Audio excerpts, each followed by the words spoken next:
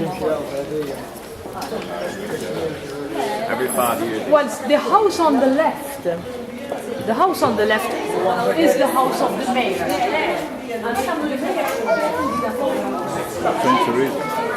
Again, in the old days, we're talking about the population. In the old days, you have 2,000 people, yes, but in a house you have 10 children. Nowadays, of course, the rates and the birth rate has decreased drastically in the past 50 years, and well, the percentage is 1.7 kids per family. So in this house you find 3 people, and there are 4 families. So that's why the population of the man is so low. The buildings are very big. They're very, very low. Is it owned by the city or The mayor, private? no, it's private. It's his private residence. It needs to work. Needs a lot of work. Big donut.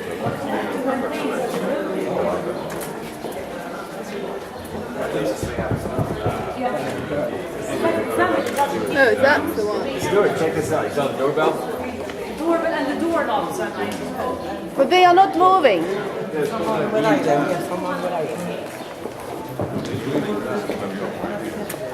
But if you only have 3 in there, you don't have 3 nuns no 6 nuns and 3 people living there. living. So they are still private, yeah? Yeah, all the houses are private, unless they opened up for business, to make some revenue for maintenance. How do we show? Thank You're you. filming me? Are you making? Yeah, you are beautiful. Oh no.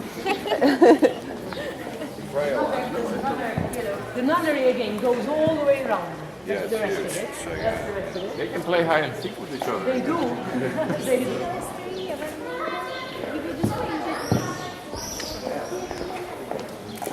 The doorknobs Come with them right now. This is the Testaferrata palace. Testaferratas is a family whose origins are Spanish 14th century, of course, so they've become very Maltese now after 800 years.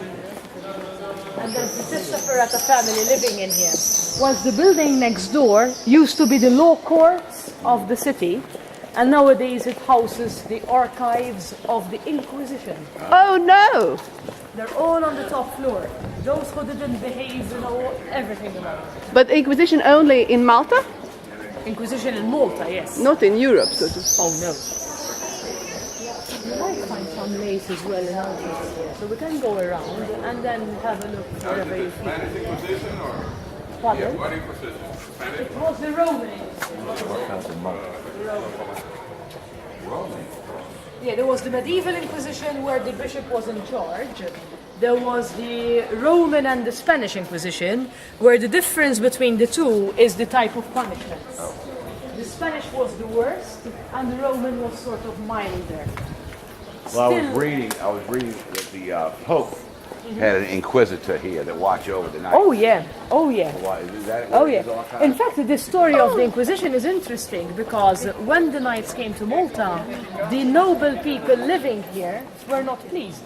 With the arrival of the knights, you have two feelings in Malta. The poor people, the workers, very happy because with the knights they had an employment. The noble people living here were not keen because they lost all their popularity. So there were a lot of problems between the noble Maltese and the knights.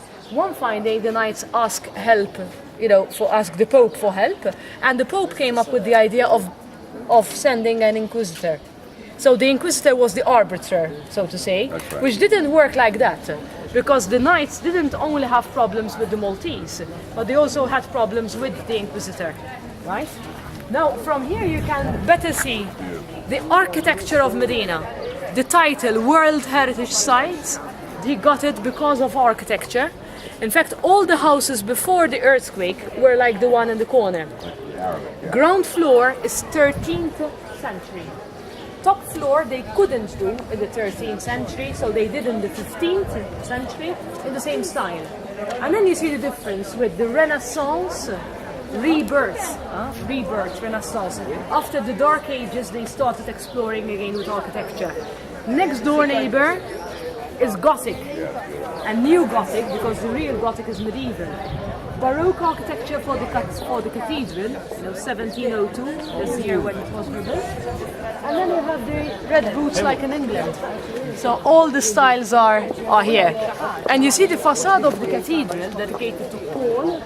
There's a story because we say that Paul was shipwrecked on the island and he converted the first Maltese. So the patron saint of Malta is Paul. But when the church was built, there was a lot of superstition.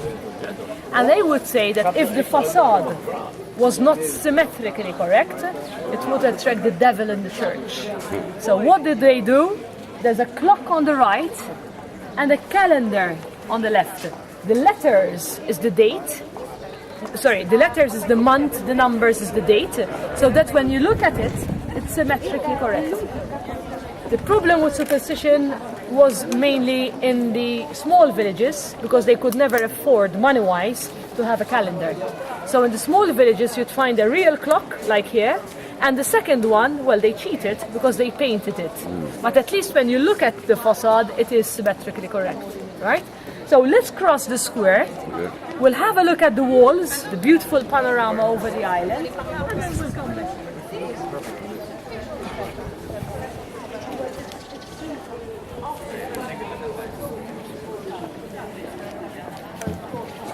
Allora,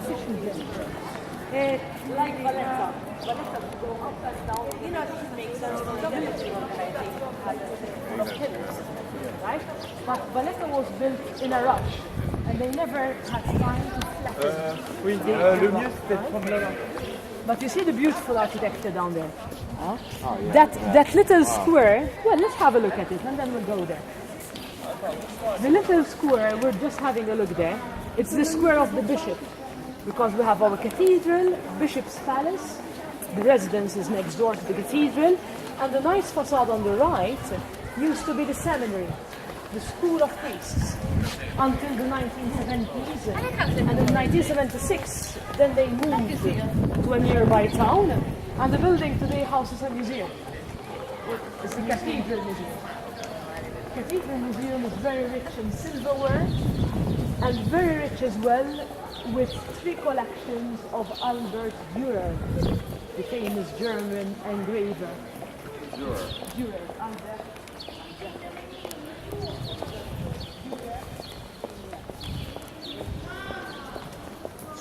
Beautiful facade. It would be Atlantis. Atlantis is the technical word for the 2 figures holding the balcony. That's technical in architecture. And the coquille, the shell, you would find the shell on every Baroque building. This is 1730. 1730, the house of the bishop and the cathedral. So everything is in one square. It used to be the seminary. Now it's the museum.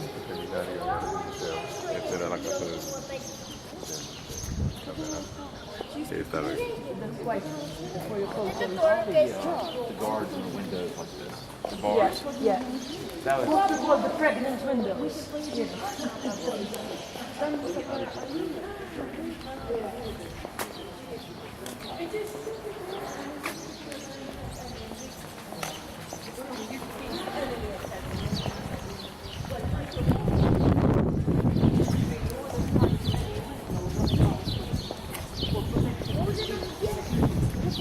And then 18th century onwards they started doing these pregnant windows. Yeah.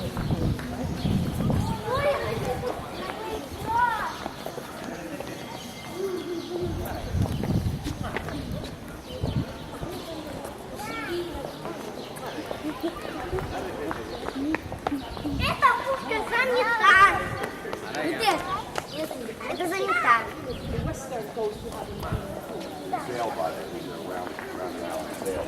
Okay, because not far from here there's the Busquet Gardens. That's where the knights used to go hunting. Then there are the cliffs. You can go all the way down to the Blue Grotto. And there is also some prehistoric temples on the way down, which go very well with the hypogeum you'll be doing at 4 o'clock. Now, I also told Peter to take you there 15 minutes before, because the tour starts 4 o'clock sharp, right? It's a 45 minutes tour. Okay. You'll have audio guides. Well, there are no guides. No guiding is allowed inside the Hypergeum. Since they only take 10 people per tour, they try to limit the number of visitors, right? Another convent, huh? Another convent, but this one is not cloistered, so the nuns are free.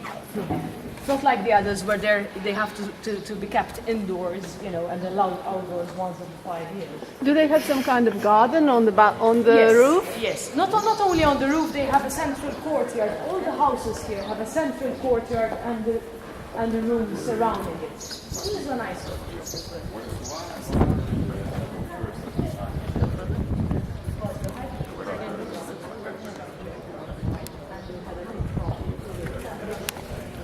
Now, the breeding of human beings damages the site. And that's why it's very limited. They only take 70 people per day.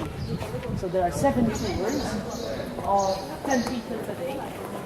You usually have to book your tickets months in advance, but they kept two slots, the noon visit and the 4 o'clock visit. It's for last-minute bookings. Okay. And you should get them on the eve. You know, usually buy the tickets on the eve. Well, she's got them for us, I think. Yes, we got, no, we have them because we have our contents there, and we got them a few days ago. But strictly speaking, we should have gone yesterday morning, queuing up, you know, trying to find tickets. And to find 6 on 10 is impossible. Unless you know someone, you know. And we got you 6 tickets for 4 o'clock. So it's something we never guarantee, but we always do our best to get. Why do they have that head there? It's decorations, all the decorations there. It's this used to be part of another palace, and the heads were, you know, part of the architectural design of the palace. The Fontanella coffee shop is famous for its cakes, like chocolate cakes. I cavalieri.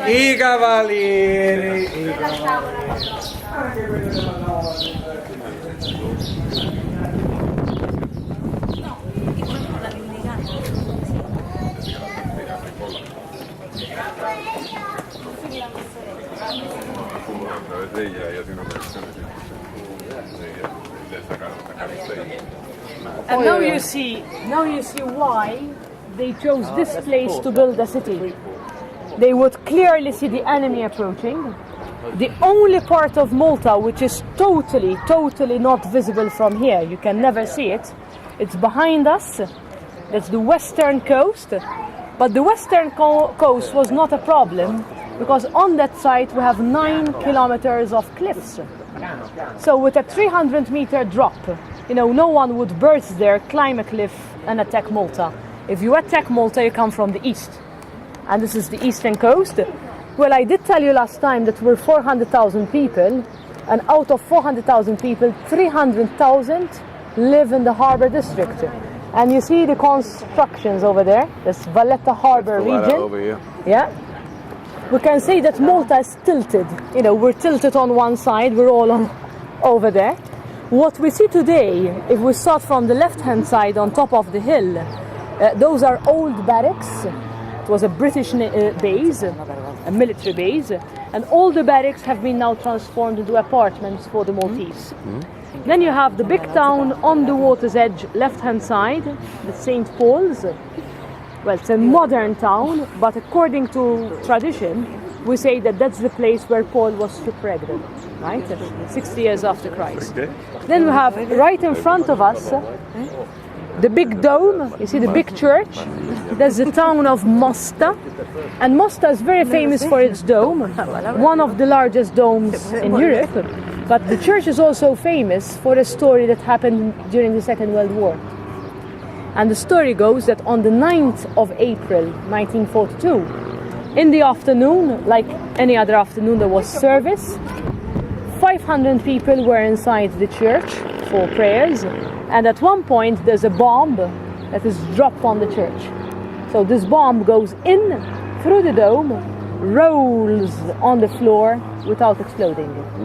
So there's a big story because What church was that? that's the church, the round one in big front dome. of us, Yeah. dedicated to Our Lady, the Assumption of Our Lady. Now, when one visits the church, you can immediately see the damage in the dome because it was badly repaired. They did it on purpose.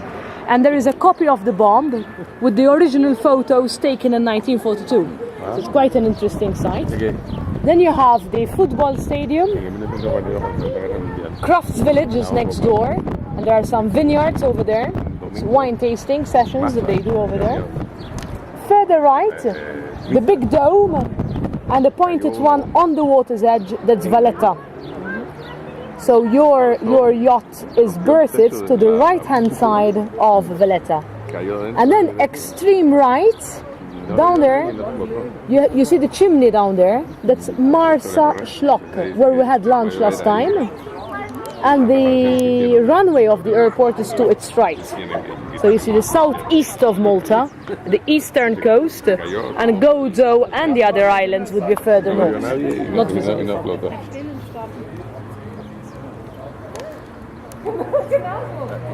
What is this, a hotel? Well, this used to be a private residence, but now they made it up and they're using it for receptions. So you can have a nice party, a wedding, a dinner, you know. It's used as a reception. Big property. It is a very nice property. It's called the Olive Gardens because you have all the olive trees next to it, right? Careful, there's quite a drop. Only 30 meters down there. ¿Eh? Que tengan cuidado que son 30 metros para abajo. ¿Por dónde era? Pero que no puedo decir eso porque después ya se me ve el número claro.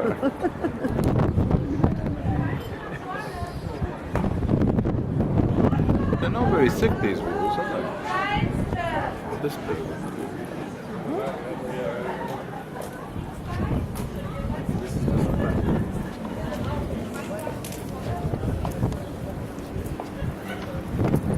This is quite thick. Yeah, what is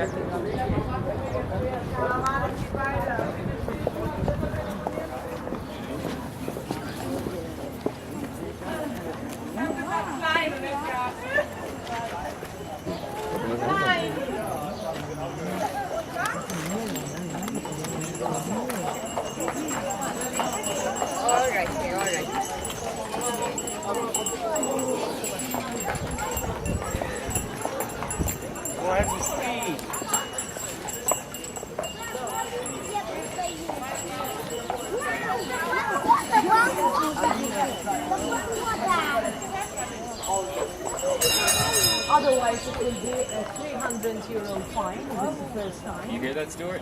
If you're caught 2 times, it's €700. If you're caught 3 times, you get the worse. I like that. But We're that's gonna how- implement that new law.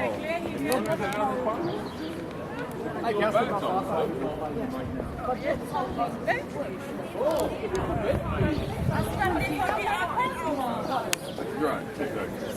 because it's a hefty fine, then do what You know, in the U.S. they have this weird fine.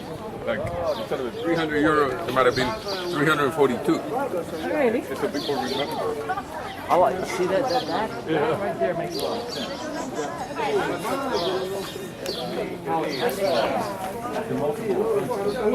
Yeah. Oh yeah. Same if you're driving, for instance. If you're driving, well, it's not just like, you know, do a small minor thing, but any bad things on the road, first you get a warning of €500, fine, €500. I think the second one would be around 2,000, third one, forget your license. And no one can afford to forget his license. It's that's what they're doing, especially with drink and drive. You know, especially, yeah, on the serious side. It is serious because you've listened to